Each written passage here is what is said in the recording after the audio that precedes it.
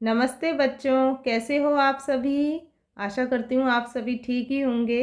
चलो आज हम संस्कृत के द्वादश पाठ का अभ्यास कार्य करेंगे।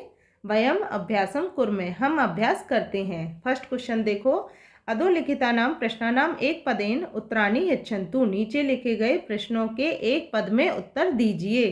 तो फर्स्ट क्वेश्चन में क्या देखो, भिक्षुक किम करोति। इसमें भिक्षुक क्या करता है। भिक्षुक क्या करता है। भिक्षुक भिक्षा के लिए इधर उधर जाता है। तो इसका आंसर है भिक्षाटनम, भिक्षा के लिए इधर उधर जाता है। कदाचित् तेन मार्गेन किम के आगच्छति। कभी कभी उस मार्ग से कौन आता है। तो इसका आंसर है धनिक, सेठ। धनिक को बोलेंगे सेठ। नेक्स्ट, भिक्षुक धनिकात किम इच्छति। भिक्षुक धनिक से क्या इच्छा करता है। बहुत सारे धन की। तो प्रभुतम धनम। अब इससे नेक्स्ट देखो, धनिक भिक्षुकात किम याचितवान। धनिक भिक्षुक से क्या याचना करता है। दोनों पैरों की और दोनों हाथों की। तो इसका है पादौ हस्तौ। नेक्स्ट, इससे सौभाग्येन वयम किम प्राप्तवन्ते। सौभाग्य से हम सबको क्या प्राप्त होता है। मानव जीवन अर्थात मानव देह। मानव देह, या फिर आप लिख सकते हो मानव जीवन है। अब सेकंड क्वेश्चन देखो। अधोलिखितानां प्रश्नानां उत्तराणि आम अथवा न इति पदेन लिखन्तु। जैसे ग्राम में कश्चन भिक्षुक आसीत। गांव में कोई भिक्षुक था। भिखारी, भिक्षुक किसको बोलेंगे, भिखारी को। था क्या, इस पाठ में अपन ने पढ़ा था। तो आपको पता है गांव में कोई भिक्षुक था, सही है ना ये। तो लिखेंगे आम। भिक्षुक उन्नत है दृढ़काय च आसीत। भिक्षुक विशाल और दृढ़ शरीर वाला था। तो बताओ बच्चों, था कि नहीं, था ना। तो लिखेंगे आम। जना तस्मै दंडम यच्छन्ति। लोग उसको दंड देते थे, नहीं, न। भिक्षुक प्रभुतम धनम इच्छति। भिक्षुक बहुत सारे धन की इच्छा करता था, सही बात है क्या। तो इसको लिखेंगे आम। भिक्षुक धनिकाय पादौ ददाति। भिक्षुक धनिक से दोनों पैर दे देता है। भिक्षुक क्या धनिक को दोनों पैर दे देता है क्या, अपने बताओ सही है या गलत। तो यह गलत है। तो यहाँ लिखेंगे न।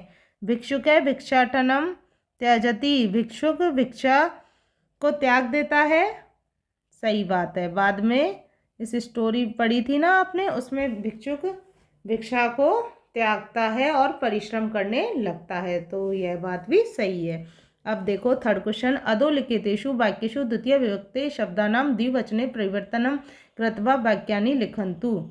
नीचे लिखे गए वाक्यों में द्वितीय विभक्ति के शब्दों में द्विवचन परिवर्तन करके वाक्य लिखने हैं आपको बच्चों। जैसे देख लो, इसमें चंद्रशेखर है लेखम लिखती। अब लेखम को है, इसको द्विवचन में परिवर्तित कर दिया है, तो हो गया लेखौ। अब जैसे अंकनीम, कथाम, माँ, कंदुकम, श्लोकम, ये सारे आपको शब्द द्विवचन में परिवर्तित करके लिखने हैं। तो आप यहाँ पे अंकनी को क्या बोलोगे, अंकन्यो। तो यहाँ अंकन्यो। ये बच्चों आप पूरा सेंटेंस ही ऐसे लिख देना है आपको। यहाँ पे आपने क्या, अंकन्यो ददाती। फिर नीचे लिखोगे आप माता महीये। कथा को क्या बोलेंगे, द्वितीय द्विवचन में कथे। तो द्विवचन में कथे लिख दिया। फिर बाद में आप लिख देना श्राव्यति। अब यहाँ सैनिक माम रक्षति। तो यहाँ लिखोगे माम को आवाम। माम का अर्थ है मुझे, आवाम का हम दोनों। तो ये द्विवचन में लिख दिया अपन ने। अब है कंदुकम। कंदुकम का द्विवचन क्या होगा, कंदुके। और छात्र श्लोकम पठति। छात्र श्लोक पढ़ता है। श्लोकम का द्विवचन है श्लोकौ।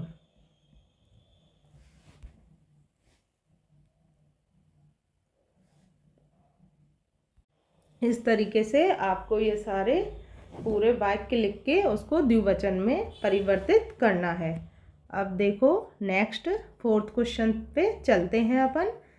क्वेश्चन, चित्रम दृष्ट्वा द्वितीय विभक्ति वाक्यानि रचन्तु। चित्र को देखकर द्वितीय विभक्ति के वाक्यों की रचना कीजिए। अब यह चित्र दिया है। फर्स्ट चित्र देखो, सारी बालिकाएं कहाँ जा रही हैं, ये विद्यालय। तो इसको द्विवचन द्वितीय विभक्ति में आपको लिखना है। तो बालिकाः विद्यालयं गच्छन्ति। अब जैसे यहाँ देखो सेकंड देखो, पक्षिणः खादन्ति, पक्षी ये क्या क्या खा रहे हैं, फल। तो इसको द्वितीय विभक्ति में लिखना है तो आप लिखोगे फलानि खादन्ति। इसके बाद देखो शिक्षक है, शिक्षक क्या पढ़ा रहा है, पाठ पढ़ा रहा है, तो इसको लिखोगे आप पाठम, पाठम पाठयति।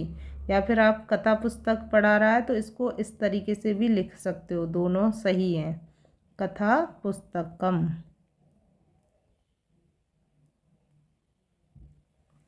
अब देखो ये नर्तकी धरती, नर्तकी क्या धारण कर रखी है, माला, तो यहाँ लिखोगे आप मालाम। अब आगे चलो, अहम स्वीकरोमि, ये दोनों बालक हैं, ये क्या दे रहे हैं, लेखनी, तो यहाँ है अहम, मैं लेखनी स्वीकारता हूँ, लेखनी, लेखनी को आप कलम भी बोल सकते हो, तो इसको ऐसे लिखना है आपको। यह फोर्थ क्वेश्चन हुआ। अब फिफ्थ क्वेश्चन देखो, कोष्ठके विद्यमानानां शब्दानां द्वितीय विभक्ति एक वचन रूपेण सह वाक्यानि लिखन्तु। कोष्ठक में विद्यमान शब्दों के द्वितीय विभक्ति एक वचन रूप के साथ वाक्य लिखने हैं। अब यह द्वितीय विभक्ति एक वचन रूप के साथ आपको वाक्य लिखने हैं, तो इसको देखते हैं अब अपन। यहाँ देखो बच्चों, कोष्ठक में विद्यमान शब्द कौन से हैं, ये सारे कोष्ठक में दिए हैं ना आपको, ये सारे द्वितीय विभक्ति में आपको लिखने हैं। तो यहाँ जैसे भक्तय देव नमति, तो भक्तय देवम नमति। अब जैसे छात्रा ग्रंथ है पठन्ति, तो ग्रंथ का द्वितीय विभक्ति क्या हो जाएगी, ग्रंथम। बालिका कथा लिखन्ति, बालिका कथा लिखते हैं, तो यहाँ लिखेंगे बालिका कथाम लिखति, कथाम हो गई द्वितीय विभक्ति, एक वचन रूप में आपको लिखना है। अब जैसे रमा लेखनी, तो इसका लेखनीम हो जाएगा। अस्मद को अस्मद पाठयति, तो अस्मद के रूप चलते हैं अहम आवाम वयम माम, तो द्वितीय विभक्ति एक वचन क्या हुआ इसका, माम, तो शिक्षक माम पाठयति। अर्जुन नदी पश्यति, अर्जुन नदी देखता है, तो इसका नदी कोष्ठक में दिया है, इसका द्वितीय विभक्ति एक वचन हो जाएगा नदीम। पितामही रजनी आहयति, दादी रजनी को बुलाती है, तो इसका हो जाएगा रजनीम, द्वितीय विभक्ति एक वचन में हो जाएगा रजनीम।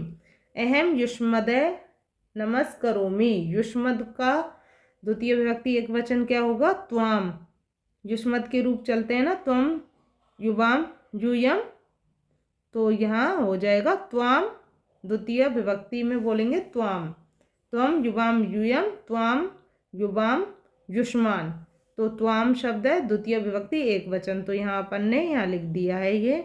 अब है कृषक है क्षेत्र कृषति, किसान क्षेत्र खींचता है, तो ये क्षेत्रम हो गया इसका द्वितीय विभक्ति एक वचन। पर्यटक है कन्याकुमारी गच्छति, पर्यटक कन्याकुमारी जाते हैं, तो इसका कन्याकुमारीम, द्वितीय विभक्ति एक वचन हो जाएगा कन्याकुमारीम। चित्रकार है चित्र रचयति, तो चित्र का द्वितीय विभक्ति एक वचन चित्रम। इस प्रकार आपको यह है द्वितीय विभक्ति एक वचन में लिखना है। अब देखो छठा क्वेश्चन देखो, द्वितीय विभक्ति एक वचन शब्दानां बहुवचने परिवर्तनम कृत्वा वाक्यानि रचयन्तु। द्वितीय विभक्ति एक वचन शब्दों में बहुवचन में परिवर्तित करके आपको वाक्यों की रचना करनी है। यहाँ आपको बहुवचन में परिवर्तित करना है द्वितीय विभक्ति एक वचन शब्दों को। तो अभी इसका देखते हैं अपन, यथा देख लो पहले, जैसे क्या है, वयम सुभाषितम वदामहे, तो इसका बहुवचन हो गया वयम सुभाषितानि वदामहे। ये सारे आपको बहुवचन में परिवर्तित करने हैं। जैसे अब है अरुणय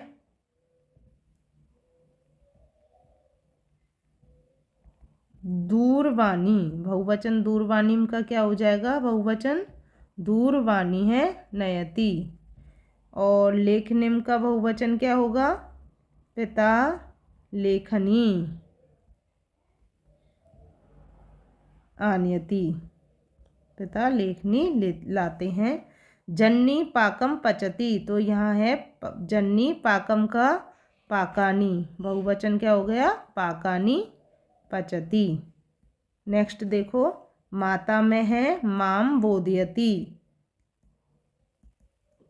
तो इसका बहुवचन हो गया असमान।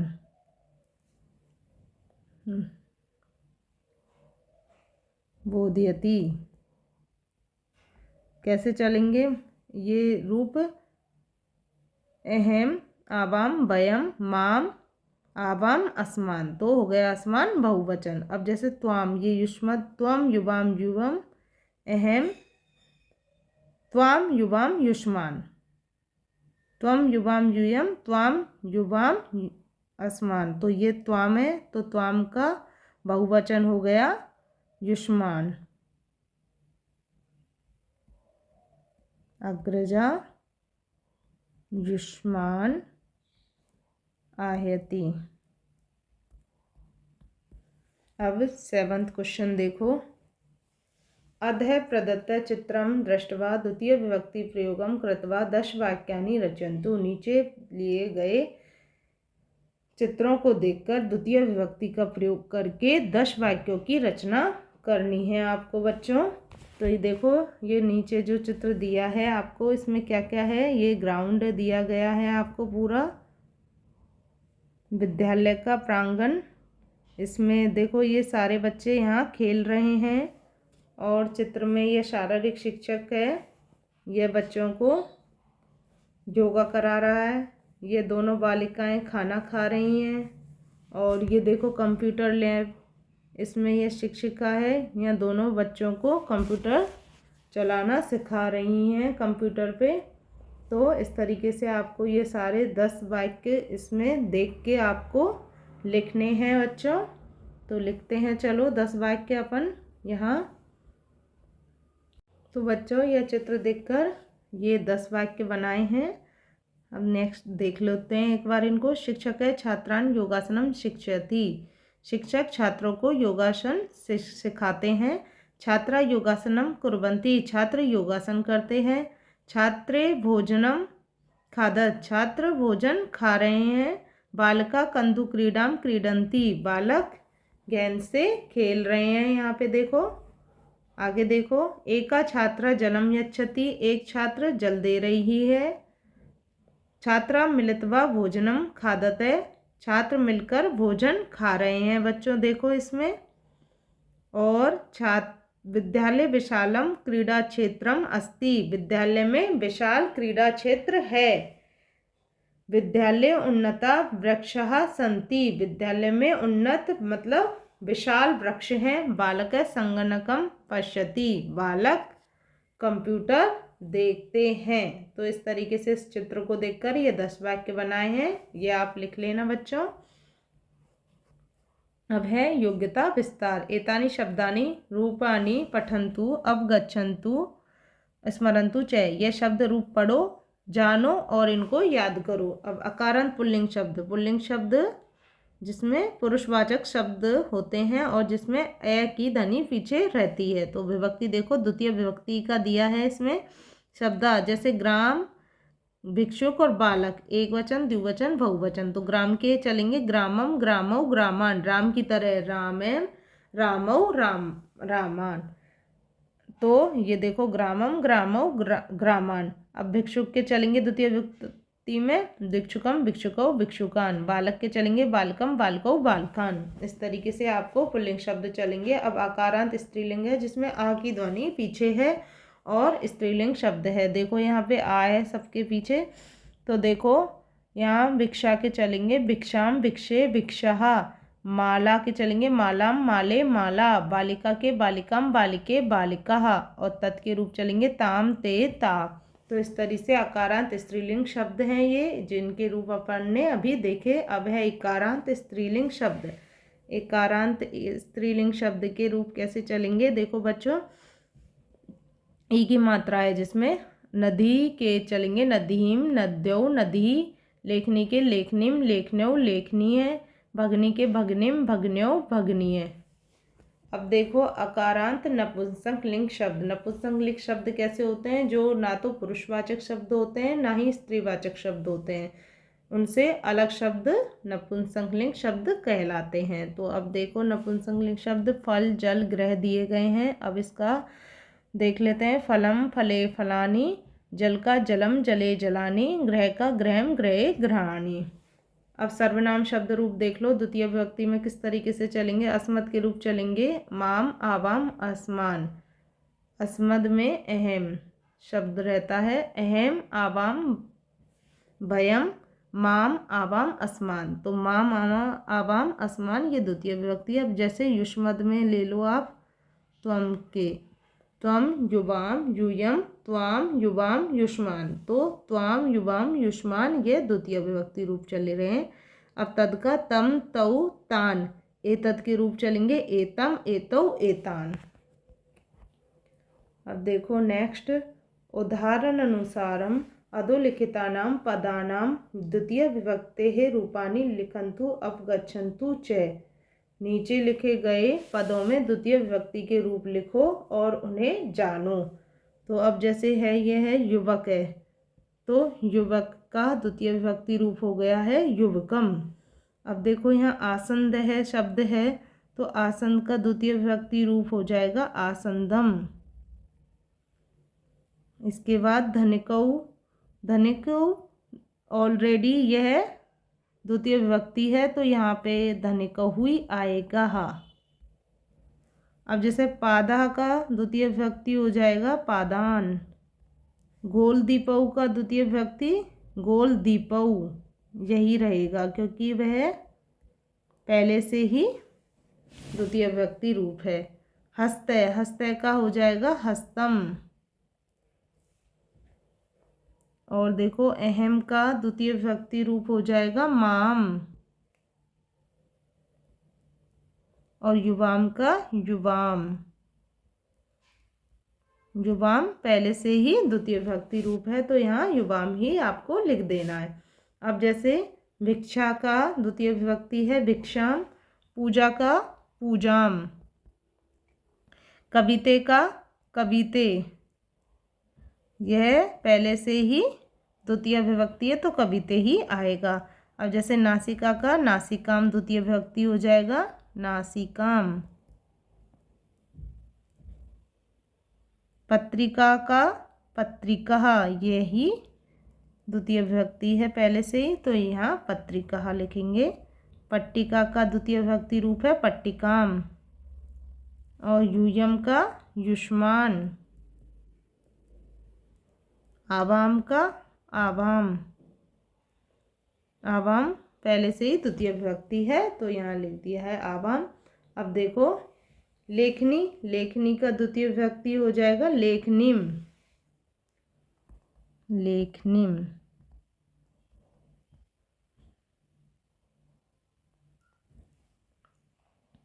जन्नी का जन्निम, और है कर्तरी का कर्तरिम। अंकन्यों का द्वितीय विभक्ति, यह देखो पहले से ही है द्वितीय विभक्ति में, यहाँ तो अंकन्य हुई लिख देना है आपको, जैसा है जैसा ही लिखना है आपको। और जैसे सम्मार्जन्य का है तो यहाँ लिखोगे सम्मार्जन्यों। द्रोणी को द्रोणिम, भगनी को द्वितीय विभक्ति में भगिनीम। अब जैसे यहाँ पे धनम को धनम द्वितीय विभक्ति पहले से ही दे रखा है। नगरम तो यह भी द्वितीय विभक्ति में ही दे रखा है, तो नगरम। पुष्पे, यह भी देखो पुष्पे ही लिखना है आपको यहाँ, यह भी पुष्पानी। पुस्तकानी, यह सारे शब्द देखो यहाँ पे तो द्वितीय विभक्ति में दे रखे हैं, तो आपको ऐसे ही लिख देना है इनको। बनानी। अब जैसे ये त्वम, तो यहाँ द्वितीय विभक्ति में त्वाम। अब जैसे से तो तम आ जाएगा द्वितीय विभक्ति में। अब देखो, अधोलिखितानां श्लोकानां पठन्तु अवगच्छन्तु स्मरन्तु च। नीचे लिखे गए श्लोकों को पढ़ो, अवगच्छन्तु का अर्थ है जानो और स्मरण करो। स्मरण करना क्या होता है? याद करना। तो आपको ये श्लोक पढ़ना है, जानना है, स्मरण करना है।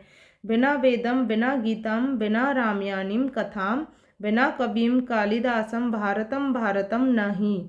भावार्थ देखो इसको, वेदम बिना गीता बिना रामायणी कथा बिना कालिदासम बिना च भारतम भारतम न ही भवति।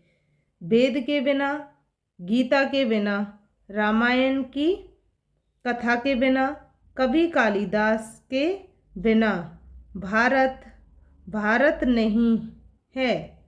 किस किस के बिना भारत नहीं है? वेद के बिना गीता, रामायण की कथा, कालिदास की कथा और भारत के बिना भारत नहीं है। अर्थात भारतस्य वास्तविकम स्वरूप वेदे, अर्थात भारत के वास्तविक भारत वेद, गीतायाम गीता, रामायण रामायण, कवि कालिदास के काव्येषु काव्यों में च द्रष्टुम शक्यते देख सकते हैं। अर्थात वास्तविक भारत के स्वरूप वेद, गीता और रामायण और कवि कालिदास के काव्यों में देख सकते हैं। इसके बाद है श्लोक, रामम स्कंदम हनुमंतम वैनतेयम वैकोदरम शयने ये स्मरे नित्यम दुःस्वप्नस्तस्य नश्यति। इसका भावार्थ देखो, ये नित्यम शयन काले रामम स्कंदम हनुमंत्यम वैनतेयम वैकोदरम च स्मरति, जो हमेशा सोते समय मतलब शयन काल में रामम श्री राम, स्कंदम कार्तिकेय, हनुमंतम हनुमान, वैनतेयम गरुड़, वैनतेयम किसको बोलेंगे? गरुड़ को, वृकोदरम, वृकोदरम बोलेंगे भीम को बोलते हैं, भीम का स्मरण करता है। जो सोते समय राम, कार्तिकेय, हनुमान, गरुड़ और भीम का स्मरण करता है, तस्य दुःस्वप्नम नश्यति, उसके दुःस्वप्नों का नाश होता है। अब यहाँ देखो, ये गतिविधम कार्यम देख लो आप बच्चों। भाषा क्रीडा बालका गणद्वये विभजिनाः शिक्षके प्रथमा विभक्त्यन्तं किमपि शब्दं वदति। बालक गणद्वये विभाजनीया, बालक के दो विभाजन करो। शिक्षक है प्रथमा विभक्ति कमपि शब्दम वदति, शिक्षक प्रथमा विभक्ति के कभी भी शब्द बोलते हैं। प्रथम गणस्य कश्चन छात्र तस्य एव शब्दस्य द्वितीय विभक्ति एकवचन रूपेण वदेत्। प्रथम गणस्य होते हैं प्रथम पंक्ति के, कश्चन कोई छात्र, तस्य एव उसके ही, शब्दों के द्वितीय विभक्ति के एक वचन रूप बोलो। प्रथम पंक्ति वाले बच्चों को बोला जा रहा है कि प्रथम पंक्ति वाले कोई भी छात्र उसके द्वितीय विभक्ति के एक वचन के रूप बोलो। ततश्च उसके बाद द्वितीय गणस्य कश्चन छात्र तस्य पदस्य बहुवचन रूपेण वदन्ते। उसके बाद द्वितीय विभक्ति द्वितीय पंक्ति वाले कोई छात्र उसके ही दो रूप बहुवचन के रूप में बोलो। यस्य गणस्य छात्रा शुद्ध पदम वदन्ति, जो पंक्ति के छात्र शुद्ध पद बोलोगे, तस्मै गणाय शिक्षक अंकान यच्छते, उसको उस पंक्ति के वालों के लिए शिक्षक अच्छे अंक देंगे। एव में द्वितीय विभक्ति वाक्य निर्माणस्य क्रीडा अपि भवितुम अर्हति, इसलिए द्वितीय विभक्ति के वाक्यों का निर्माण खेल खेल में कीजिए। अब है यह परियोजना कार्यम। तो परियोजना कार्य देखते हैं अब अपन। हाँ देखो, जो भी द्वितीय विभक्ति के आधार पर आपको इस पाठ में दिए हैं वो वाक्य लिखने हैं। तो ये अस्मिन् चित्रे माता पुत्रम विद्यालयम गन्तुम कथयति, इस चित्र में माता पुत्र को विद्यालय के जाने के लिए कहती है। सेकंड वाक्य, पुत्र आलस्यम करोति, पुत्र आलस्य करता है। तीसरा वाक्य देखो, स विद्यालयम गंतुम न इच्छति, वह विद्यालय जाने की इच्छा नहीं करता है। माता पुत्रम परिश्रम कर्तुम कथयति, माता पुत्र को परिश्रम करने के लिए कहती है। एक भिक्षुक है धनिकम धनम याचति, एक भिक्षुक धनिक से धन की याचना करता है। भिक्षुक है भिक्षाटनम करोति, भिक्षुक भिक्षा के लिए इधर उधर जाता है, इधर उधर भटकता है। धनिक है तस्मै धनम न ददाति, धनिक उसके लिए धन नहीं देता है। धनिक है भिक्षुकस्य शरीरस्य अंगानि क्रेतुम इच्छति, धनिक भिक्षुक के शरीर के अंगों को चाहने की इच्छा करता है। भिक्षुक है भिक्षाटनम त्यजति, भिक्षुक भिक्षा को त्याग देता है। परिश्रम कृत्वा धनार्जनम करोति, परिश्रम करके धन का अर्जन करता है। द्वितीय विभक्ति आधारेण स्वदिनचर्या विषये 10 वाक्यानि लिखन्तु, द्वितीय विभक्ति के आधार पर अपने दिनचर्या के विषय में आपको 10 वाक्य लिखने हैं बच्चों। तो इसका आंसर देखो, स दिनचर्या है विषय 10 वाक्यानि। पहला देखो, अहम प्रातः उत्थाय मुखम प्रक्षालनम करोमि, मैं प्रातः उठकर मुख को धोता हूँ। तदंतरम भूमि ईशे च नमामि, उसके बाद भूमि को नमस्कार करता हूँ, भूमि और ईश्वर को नमस्कार करता हूँ। तत्पितरौ नमामि, उसके बाद पितरों को नमस्कार करता हूँ। पितरों का अर्थ है माता पिता। प्रातः स्नानादिकम कृत्वा प्रातराशम करोमि, प्रातः स्नान करके अल्पाहार करता हूँ। नववादने विद्यालयम गच्छामि, 9 बजे विद्यालय जाता हूँ। द्विवादने गृहम आगत्य भोजनम करोमि, 2 बजे घर आकर भोजन करता हूँ। तत्पश्चात स्वाध्यायम गृह कार्यम च करोमि, उसके बाद अपना अध्ययन और गृह कार्य करता हूँ। वयम तत्र अनेका क्रीडा क्रीडामि, हम सब वहाँ अनेक क्रीडा खेल खेलते हैं। गृहम आगत्य परिवारजने से दूरदर्शनम पश्यामि, घर आकर परिवारजनों के साथ दूरदर्शन देखता हूँ। रात्रौ रात्रि भोजनम कृत्वा शयनम करोमि, रात्रि में रात्रि भोजन करके सो जाता हूँ। तो इस प्रकार आपकी दिनचर्या के ऊपर आपको 10 वाक्य द्वितीय विभक्ति के आधार पर बच्चों लिखना है यहाँ। अब तीसरा क्वेश्चन देखते हैं। अब ये देखो थर्ड क्वेश्चन, किम भवन्ते एवरेस्ट पर्वतारोहिणम अरुणिमा सिन्हाम जानन्ति, क्या आप एवरेस्ट पर्वतारोहिण अरुणिमा सिन्हा को जानते हो। तस्या विषये शोधम कृत्वा स्वभाषायै 10 वाक्यै निबंधम लिखन्तु, उसके विषय शोध करके अपनी भाषा में 10 वाक्य का निबंध लिखो। तो इसका आंसर देखो, एवरेस्ट पर्वतारोहिणी माँ अरुणिमा सिन्हा। अरुणिमाया जन्म उत्तर प्रदेश अम्बेडकर नगरे अभवत्, अरुणिमा सिन्हा का जन्म उत्तर प्रदेश के अम्बेडकर नगर में हुआ। तस्या पिता भारतीय सेनायां कार्यरत आसीत्, उसके पिता भारतीय सेना में कार्यरत थे। माता च स्वास्थ्य विभागे कार्यम अकरोत्, और माता स्वास्थ्य विभाग में कार्यरत थी। अरुणिमा हस्तकंदुके इति क्रीडाया राष्ट्रीय क्रीडिका आसीत्, अरुणिमा हस्तकंदुके का अर्थ है वॉलीबॉल खेल में राष्ट्रीय खेल थी। सा वह भारतीय सेना में कार्य कृत्वा करके स्वदेशस्य सेवां कर्तुम इच्छत, वह भारतीय सेना में कार्य करके अपने देश की सेवा करने की इच्छा थी। परम एकस्मिन् रेल दुर्घटनायां तस्या एकं पादं क्षतिग्रस्तम अभवत्, परंतु दूसरे दिन क्या हुआ, रेल दुर्घटना में एक दिन उनका रेल दुर्घटना में एक पैर क्षतिग्रस्त हुआ।